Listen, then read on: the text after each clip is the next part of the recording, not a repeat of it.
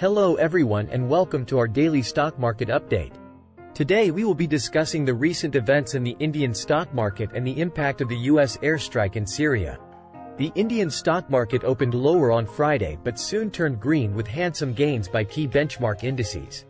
However, after the newsbreak of the US airstrike in Syria, triggering rising tension in the Middle East, Indian stocks tumbled and ended in the red territory for the second straight session.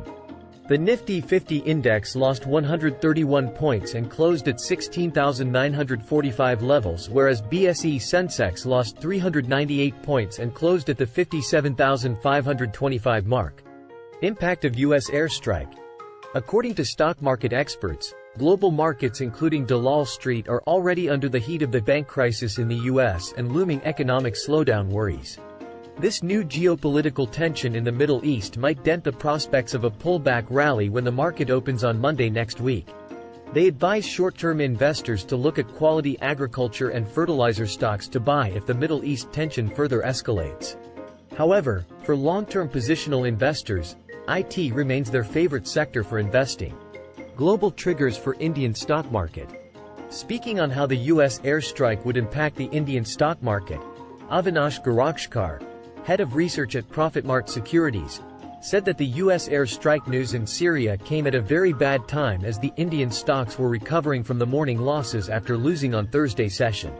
Most of the key benchmark indices had turned green with handsome gains, but just a few hours ahead of the market close, this fresh geopolitical tension arrived, triggering a sell-off trigger on Wall Street. Garakshkar further said that global markets including Wall Street are already under the stress of the banking crisis in the US and looming economic slowdown. So, in case this Middle East tension further escalates, then Nifty might not be able to sustain its October 2022 low of around 16,800. Conclusion.